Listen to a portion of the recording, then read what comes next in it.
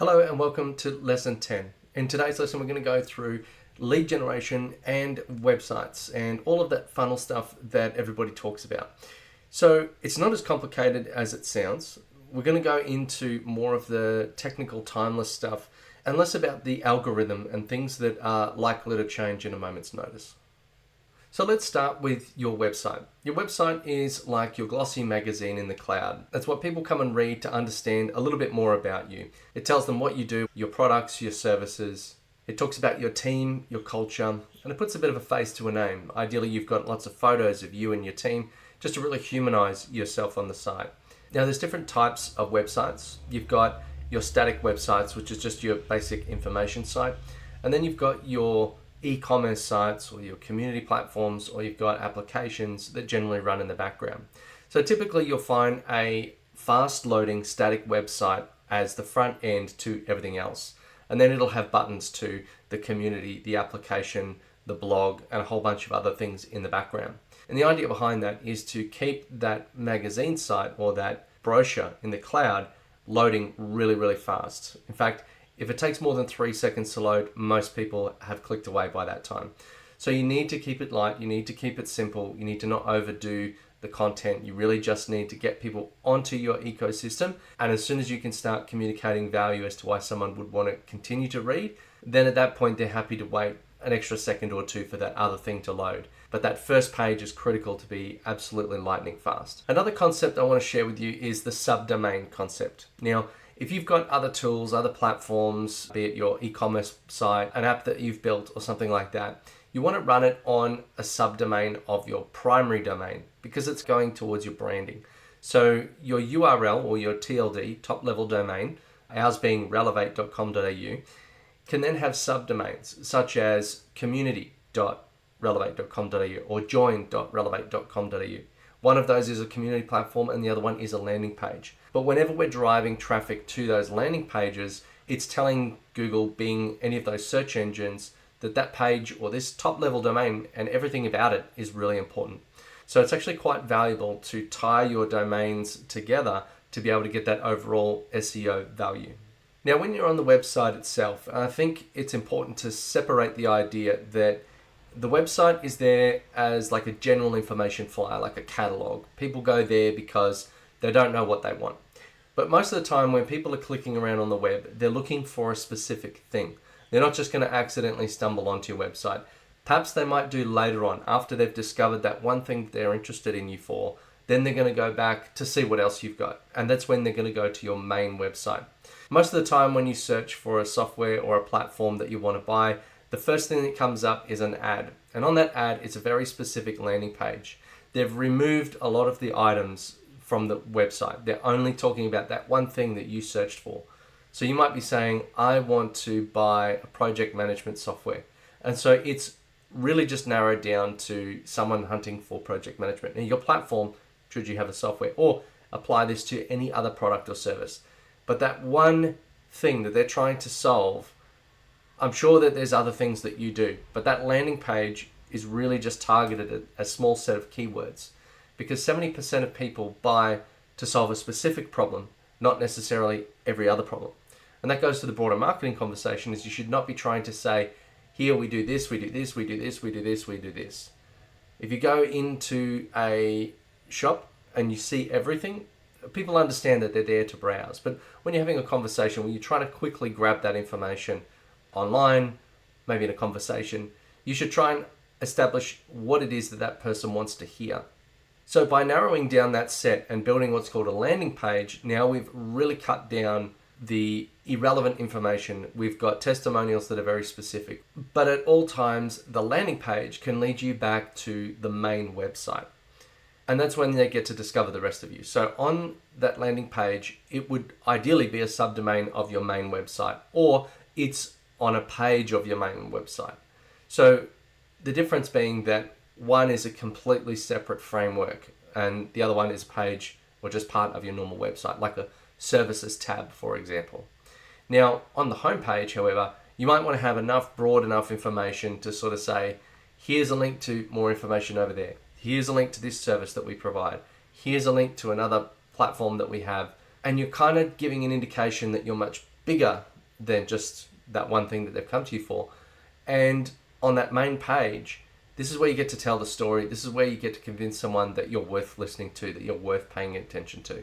So having enough information on that main website homepage, yes, it needs to load fast, but you need to make it quick to find, but also easy to read more. So it needs to be both skimmable for someone who just wants to quickly qualify in or out, and then you also need it long for other people that like to do a lot of research. So dot points are really good with links to further information, or a dot point at the top with the rest of the text underneath it in smaller print. So if you just want to skim the dot points, then you can get the critical information. And if you want to go into more detail on that one thing, then you can read more about it. Or another great way to do it is like those tiles that flip, or an accordion, so that it will show more information when you click on it, but it doesn't show too much information up front. And somewhere in the page, you need to have a CTA, or a call to action. Ideally, you can have one, somewhere at the top, somewhere in the middle, and somewhere at the bottom. You want to make it really easy to get in touch with you. You can have a little floating icon, like a chat widget in the corner, where someone can click on and start to engage with you live. Ideally, that's a best way, because then it becomes a live sales agent. I've got a chat widget where I use an app on my phone, and I can chat to people that are on my website no matter where I am, even if I'm on a train or somewhere else. I've actually made a $2,000 sale standing in the deli aisle at Woolies waiting to get served. This person came along and said, I need help with this. I said, yes, we can help. They said, how much is it going to be? I was able to quickly, in another app, build a quote, send them a link, and they clicked on it, they paid, and then we started the work. All of that is pretty neat and handy to be able to do just standing around in the deli aisle waiting to get served. So if you want to get more sales out of your website, you need those CTAs. A CTA could be join my newsletter. It could be fill out this form and get a free checklist. The CTA is a lead magnet. So the call to action gets them to perform an action where you can then follow up with them. It might be call you to do sales. It might be book a meeting. It might be download the checklist. It might be fill out this form, or do this questionnaire, or complete this survey. Whatever it is, that call to action should be the thing that kicks off the relationship, so they can contact with you as fast as they like or as slow as they like. Maybe they just want to consume a bit of information.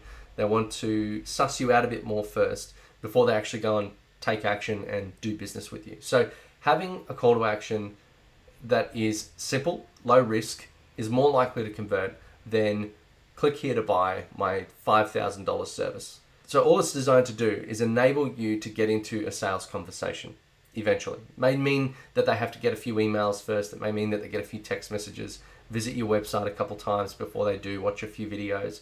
But all of this helps to prepare them from when they get into the sales conversation. The better experience they have through this process, the more likely they are to be ready to buy from you when they get there. For example, they fill out the form, they get an email automatically within a few minutes that has all of the information that they were hoping to get, and perhaps a little bit more. And then once they've read that, perhaps your team are ready and jump on the phone straight away and call them within 5 minutes. Ideally, if you can call them within 4 minutes, your statistics of being able to close that client are significantly higher, depending on the type of business you have. So in a consulting business, it's generally a little bit slower. But if it's like an emergency plumber, they're not going to stop and wait for you. They're just going to go and get the next one on Google. Or perhaps if you've got a service that doesn't require hands-on, such as an e-commerce site, that they get the automated thing and then it comes with a discount code which sends them to the website and encourages them to make a small purchase or a big purchase, whatever it is. So you're just trying to drive that next action. I like to call it brand entanglement, where they're constantly tripping over the next thing in your business and they can't help but continue to engage with you. Now, with call to action, you want to be a little bit careful. You don't want to have so many calls to action that the person is then paralyzed by choice. There was a study done with jams, and they were trying to sell these jams in a supermarket. And they had a table full of 23 different jams, and they only sold about 5 or 6 jars because no one walking past could make a decision. The next day they put the same table out with 3 jars and they sold 80 jars of jam. So the difference being that by giving them so many options, you can call me here, you can email me here, you can text me there, you can do something else, you you actually have the opposite effect. You can still have some of those things because it's obvious that most websites have a little chat thing in the corner. You can find the phone number, the email address on the Contact Us page. But on the main website, the banner somewhere in the middle says, download our free report. That's all it needs to be. That's going to be enough to demonstrate value, allow you to capture an email address or a phone number or something like that, and then allow them to join perhaps the mailing list where later marketing can occur. And then you can also get a bit more fancy in the email sequences. So if they downloaded this particular thing, they get a sequence relevant to that. And if they downloaded another product, then they can get the sequence relevant to that one. So you can have multiple sequences, but again, you just want to start simple. These things can get extremely complex, and I would only spend time and invest in multiple product sequences if you validated that that product was actually a good sales product, that you sell it on a regular basis, that you can just continue to improve the way that you deliver it. If it's some one-off, you don't want to go spending 100 hours building this pipeline that is for a short-term product that is then no longer going to be of use. This is for your evergreen products that you just sell year in, year out, day in, day out. So in line with the idea that 70% of people choose a specific product to solve a specific problem, you could probably get the idea that there is 5 or 10 different ways that someone would approach that problem. So when you're writing articles, you should lead with, if you're doing dot points, you have the dot point part that is in bold, and then you have the text that explains a little bit more. Ideally, you're leading with the benefit. Don't lead with the feature. People don't want to solve, people don't just want to buy a drill. They want to buy what they can do with the drill, like the hole in the wall for the picture frame. So sell them the benefit. So for example, a memory foam pillow. You don't say it's got memory foam. You say it molds to the shape of your neck. And then in the second part, you say because of the memory foam that's in the pillow. So you're leading with the benefit, and then you're explaining with the feature, how the feature creates that benefit. So you could almost take all of your benefits from your product or service and turn each of those into its own landing page where you go into much more detail on that problem. Now, a landing page doesn't have to be a full website. It could be literally one page or one article or something like that. That's what you can then turn into your social posts or your ads or things like that. Now these things, these pieces of content, these salespeople that never sleep, they are the things that are going to draw them into your main website. So it's kind of like a spider's web. You've got all these little attachment points out in the world, and they're drawing them through into the middle. And that's your core website, where you then make your offering, or where you then you go into your sales process. You also want to create that brand entanglement, like being in the spider's web, where at different points you can kind of bring in snippets of, here's something that happened with one of these customers on social media, and it's a photo and a testimonial or an experience that someone has shared. So that allows people to see that other people are buying your product. And we're a herd animal. We love to hunt in packs. We love to communicate. We love to join together with other people. And if other people have bought it, then it's okay for me to buy it. By creating that environment or that perception that there are lots of people buying this, and that might be true, but if you're just not showing it on your website, then the average person or the new person that comes across you for the first time thinks you're brand new and haven't been tested, haven't gone and sold your product successfully to other people.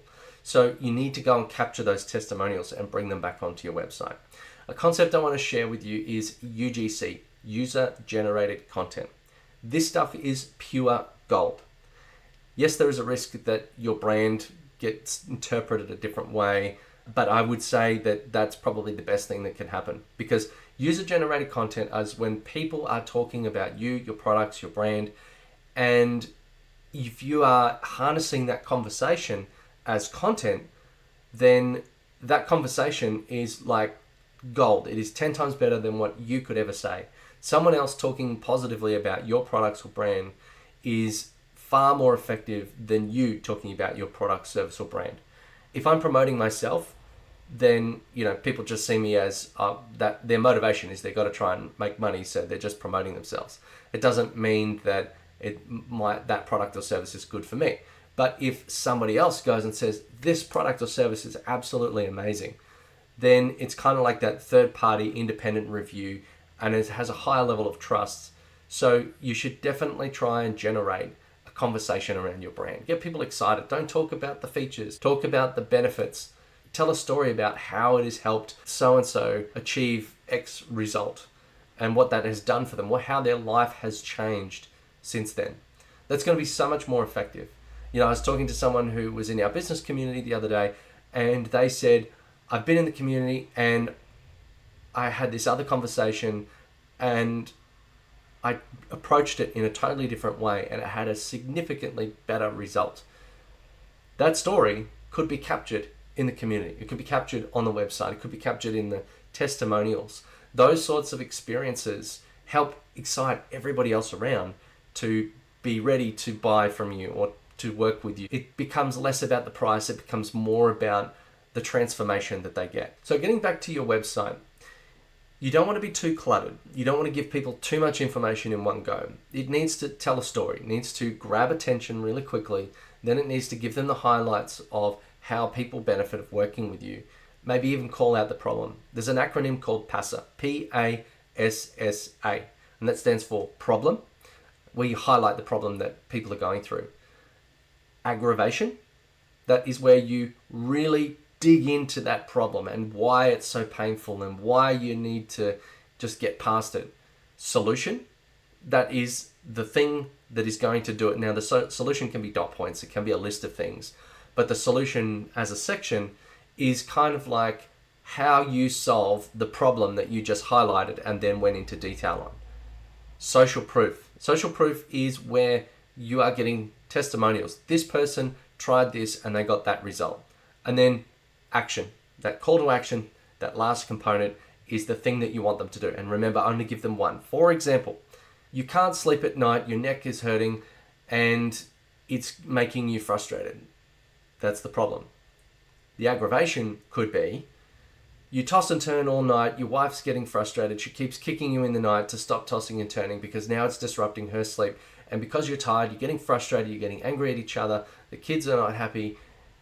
There's the aggravation. Now we could go into the solution. Try the new memory foam pillow.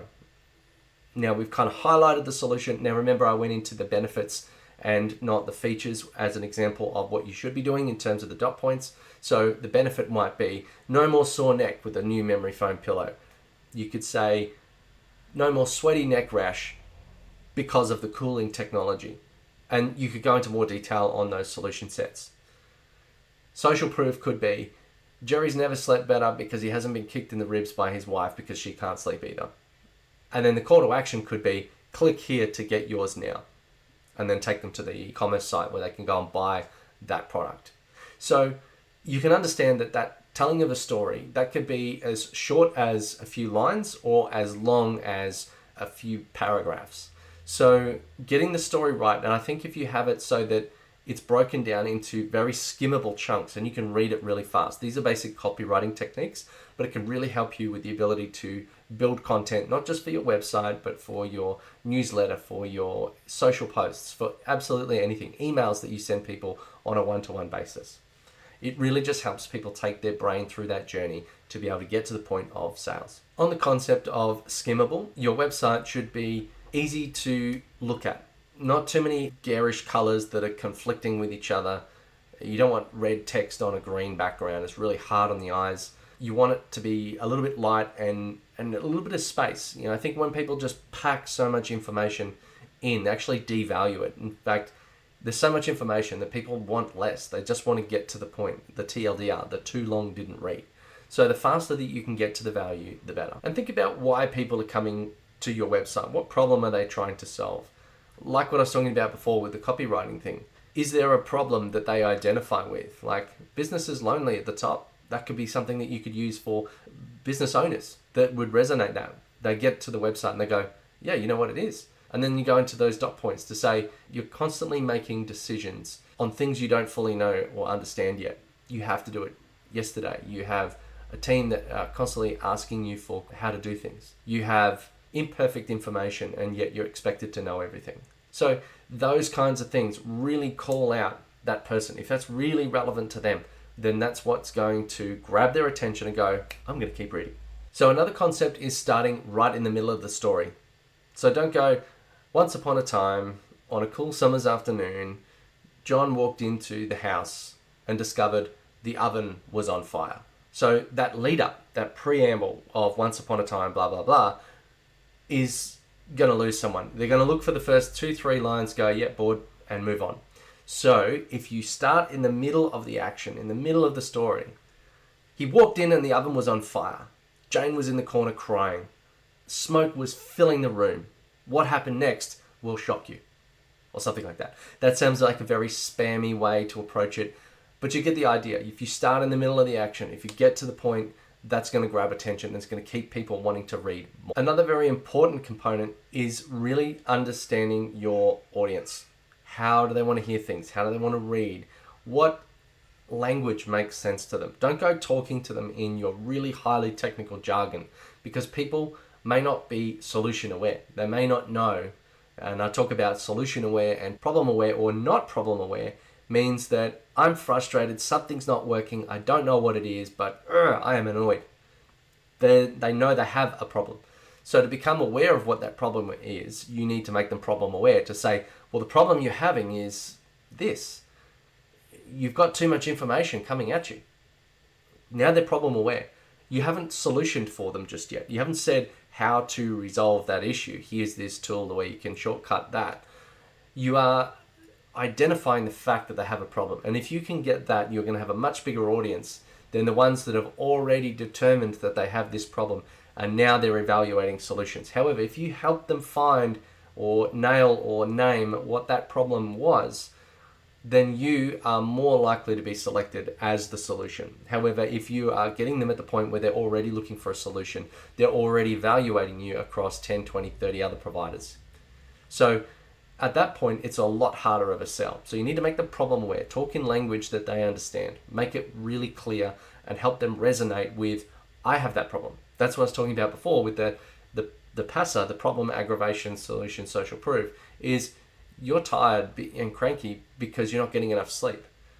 There's the problem. And they go, oh, you know what? That is me. They'll resonate and then they'll read more because they just know they're tired and cranky, but they haven't really maybe attributed it to sleep. Maybe they think I'm getting good sleep because I sleep my 8 hours, but maybe it's not deep enough. Maybe they wake up and toss and turn and they have to get up and do things, but they haven't really match those two together. I know that's a simple example, but you get the idea. Other ways to call out certain information is to, put in headlines, big long headlines that explain a lot of stuff. Then you can have subheadings, then you can have your dot points, then you have like PS script, or you can have like quote text, or you can have italicized text. These sorts of things draw the eye to different parts. Now, when capturing information, you need to have a balance. So when talking about online forms, ideally an online form is going to do several things. It's going to capture the information, probably going to trigger like a thank you email, redirect them to another page that's more relevant, or like a thank you page with like a video and a little bit of fanfare, and then guide them to the next thing. It should be a live trigger, something that is going to notify you, grab one of your sales team and shake them and say, this person just filled out a form, get in touch with them as soon as possible. If you're not aware of these forms and how they're coming in, like it should go right to your inbox. Particularly when you're small, you really want to enact on that fast. And when you're not small and you're a bit bigger, it can go to a team inbox, but you make sure that that thing is watched 24/7, 365. Now, there was a bit of thinking for a little while there where you need to put less on the form. And early days of email marketing, when everybody was trying to capture an email and that was the be all and end all, is they would say, put less on the field. Don't put a first name, don't put a last name, just put an email address. However, I would say you're probably better to put a little bit more information requirement gathering on that form. No, you don't want to go and say, I've got this 200-page questionnaire that you need to go through. Thank you, Mr. Customer. What you need to do is provide a level of detail which helps you to qualify them, to encourage you to understand how much time you need to spend with them, or just give an understanding of which product set is worth their while. Because you've got a lot of bots and things that people scrape online. Also, you want to qualify and make sure what's their intent level. If you're just asking, an email address, you're just going to get a whole bunch of people spam that inbox. So what you're better off doing is grabbing some key information. I like to, in a B2B setting, I like to grab first name, last name, email, phone, so I can call them right away. Then I want to know something like, what's your revenue bracket? And I'll have predetermined. So it might be less than $1 million, 1 to 5 million, 5 to 10, 10 plus, whatever. Another one might be, how many employees do you have? Less than 10, 10 to 50, 50 to 100, 100 plus, for example. Then I might ask them some optional questions, like, what's your website? And then I might also say, leave me some text. Tell me your questions and we'll answer them. So we give them a text box that they can write in. Now, behind the scenes, I'm actually going to add some extra information. I'm going to have some hidden fields on that form so that when that data comes into my CRM, I know where they filled that form out. What landing page was it? What product were they interested in when they filled that in? The next thing I'm going to ask is, where did that form come from? Was it the website? Did it get published on social media? Did it get sent in an email? These sorts of things help me determine the level of engagement of the customer, where they came from, what marketing is actually working, and it allows me to collect information without actually asking the individual. So hidden fields are really, really valuable in getting deep understanding of your customer. The next thing you should do after you've built your website is test it. Get a few people to jump on, test every link, try everything, read it. If they don't understand it, well, that's great feedback. Because if you build it, then you want to make sure that it's actually going to be valuable. If you build the wrong thing, then you've wasted hundreds, if not thousands of hours and dollars to create something that no one's actually interested in. So it's much better to test it. Test a little bit, test one page, see what people think, ask questions, then go, oh, I need to build more about that. There is a pretty standard framework. You probably want your homepage, your product pages, and contact us, and then maybe about us. That's generally a very simple way to structure the website. And beyond that, it's more the information that you want on it. That's where when people have a question, maybe your FAQs, as people are buying from you, because what you want to be doing is killing off buyer objection before they get into the conversation. That's why sending them content that, like, you might say, we ethically source our raw materials, and that could be a selling point that kills off a buyer objection before they get into the conversation with you. Or you could say, we make sure that everything is delivered on time, on budget, and here is our record on how well we've been going with that target. All of this helps clear people's doubt as they move through the sales cycle. So by the time they get to you, they're just discussing which product they're going to buy and when they want it delivered. So once you've done the friend test and asked people that or maybe asked a few customers, how did you experience our website? What were the good things? What were the bad things? You can then use some other tools. There's some analytics platforms that will overlay on your website and then track where people are clicking, how long they spend on there, and what makes them leave the website. So that sort of heat mapping really helps you understand the path where perhaps someone got stuck. They clicked something, there was a dead end link and it didn't go anywhere else. Those little things you need to progressively fix over time, and then you just have a much better, faster, more higher converting website. Remember back to the concept that you're trying to convince a human to take their wallet out and give you some money. So you really need to sell the benefits to the person. So you can game the thing all you like in terms of algorithms, keywords, etc. But if that person goes to that website and they don't see the value, then they're not going to buy. Doesn't matter how good your SEO is. So make sure that it really speaks to the human. Also, when you're creating those product pages or whatever, you want to add those testimonials to it.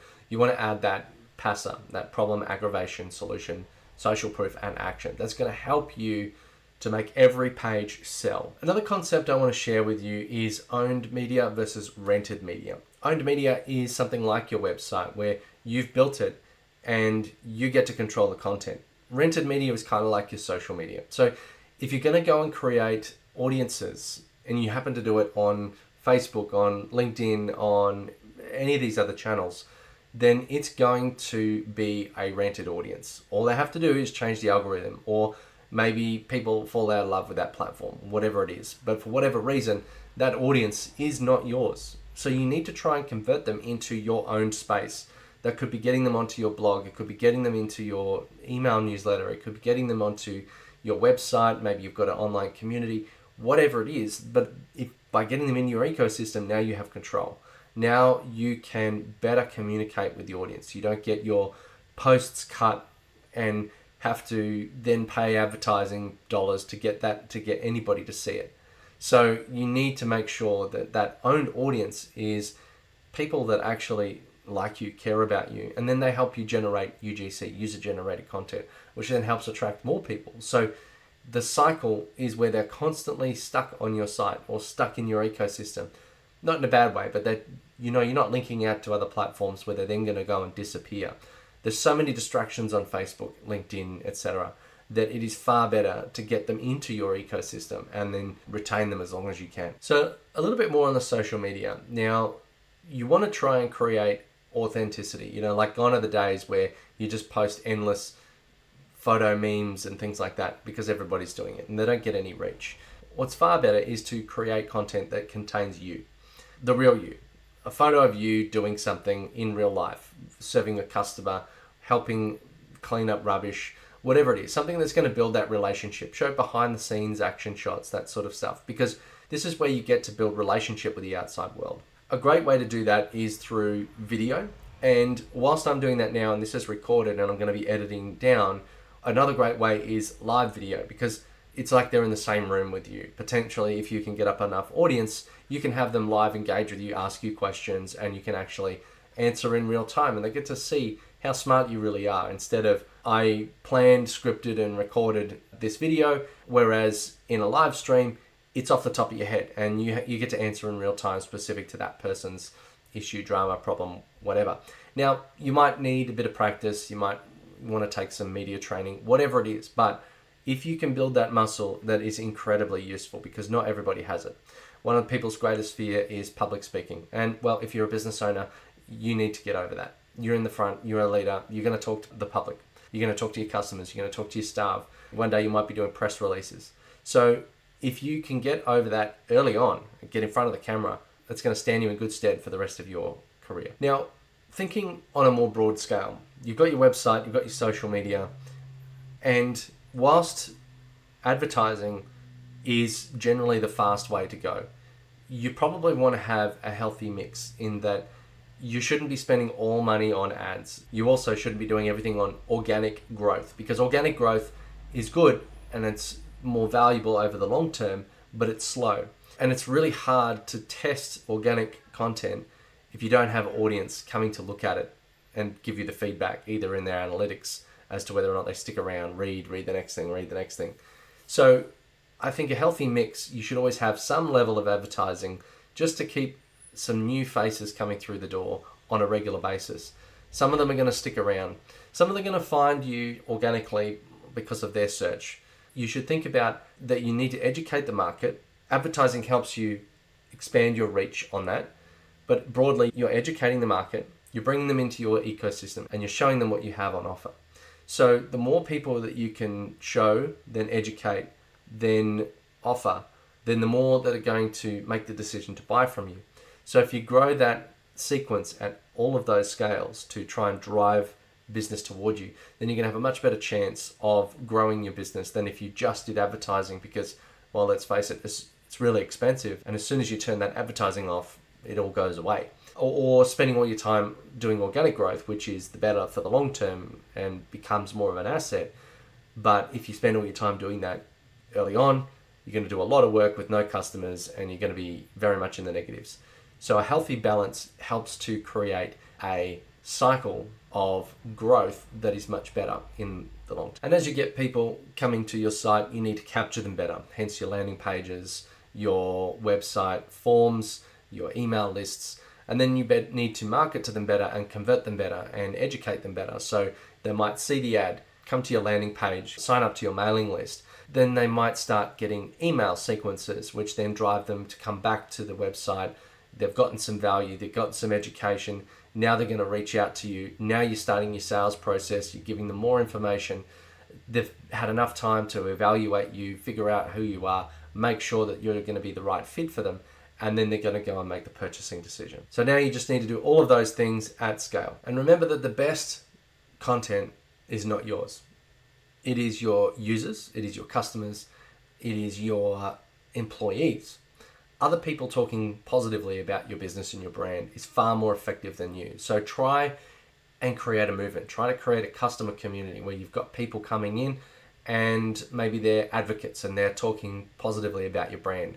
They're the ones that are going to have more reach on social media than what you are, because self-promotion is generally frowned upon in culture for some reason. But when somebody else talks positively about you, it's much more accepted. So try to drive user-generated content. That's really, really valuable. Now, one other way to drive social media engagement is through content syndication. I did talk about that in the previous module, so if you are a little bit lost, go back to that and then you'll see about that.